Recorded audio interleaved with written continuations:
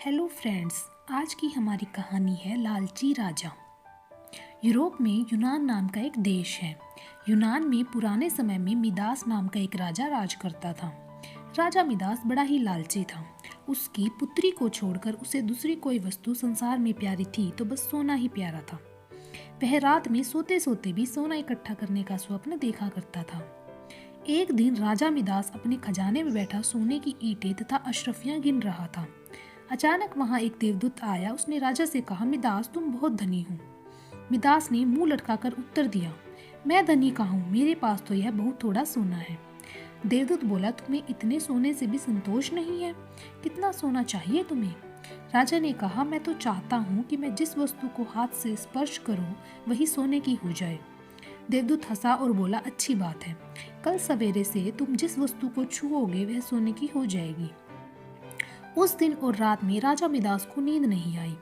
वह सुबह उठा, उसने कुर्सी पर हाथ रखा, वह सोने की हो गई। एक मेज को छुआ, वह सोने की बन गई। राजा मिदास प्रसन्नता के मारे उछलने और नाचने लगा। वह पागलों की भांति दौड़ता हुआ अपने बगीचे में गया और पेड़ों को छूने लगा। फूल, पत्ते, डालियां, गमला, छुए सब सोने के हो गए। सब चमाचम चमकने लगा। मिदास के पास सोने का पार नहीं रहा। दौड़ते उछलते में मिदास थक गया। उसे अभी तक यह पता ही नहीं लगा था कि उसके कपड़े भी सोने के होकर बहुत भारी हो गए हैं। वह प्यासा था और भूख भी उसे लगी थी। बगीचे से अपने राजमहल लौटकर एक सोने की कुर्सी पर बैठ गया।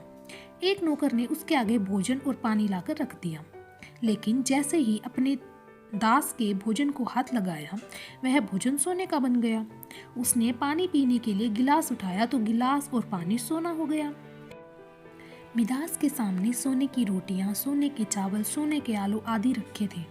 वह भूखा था, प्यासा था। सोना चबाकर उसकी भूख नहीं मिट सकती थी। मिदास रो पड़ा। उसी समय उसकी पुत्री खेलते हुए वहां आई। अपने पिता को रोता हुआ देखकर पिता की गोद में चढ़कर उसके आंसू पोंछने लगी। मिदास ने पुत्री को अपनी छाती से लगा लिया, लेकिन अब उसकी पुत्री वहां कहाँ थी? गोद में तो उसकी पुत्री की सोने की इतनी वजनी मूर्ति थी कि उसे वह गोद में उठाए भी नहीं रख सकता था। बेचारा मिदास सिर पीट पीट कर रोने लगा। देवता को दया आ गई, वो फिर प्रकट हुआ। उसे देखते ही मिदास उसके पैरों पर गिर पड़ा और गिड़गिड़ाकर प्रार्थना करने लगा, अपना वरदान वापस ले लीजिए। देवता ने पूछा, मिदास अब तुम्हें सोना नहीं चाहिए? अब बताओ, एक गिलास पानी मूल्यवान है या सोना? कपड़ा रोटी मूल्यवान है या सोना? मिदास ने हाथ जोड़कर कहा, मुझे सोना नहीं चाहिए। मैं जान गया हूँ कि मनुष्य को सोना नहीं चाहिए। सोने के बिना मनुष्य का कोई काम नहीं अटकता। एक गिलास पानी और एक टुकड़े रोटी के बिना मनुष्य का काम नहीं चल सकता। अब सोने का लोभ नहीं करूँगा। देवदूत ने एक कटोरे में जल दिया और कहा, इसे सब पर छिड़क दो।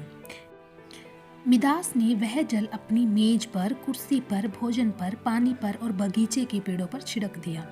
सब पदार्थ पहले जैसे थे वैसे ही हो गए। कहानी की शिक्षा। दोस्तों, इस कहानी से हमें यह शिक्षा मिलती है कि मनुष्य चाहे कितना भी अमीर और कितना भी गरीब हो, उसे कभी भी लालच नहीं करना चाहिए। अत्यधिक लालच करने से उसके पास जो होता है वह उसे भी गंवा देता है। धन्यवाद। आशा करती हूँ आप लोगों को आज की कहानी पसंद आई होगी। ऐसी ही ढेर सारी कहानियाँ जानने के लिए फॉलो करें मेरे चैनल ढेर सारी कहानियाँ को।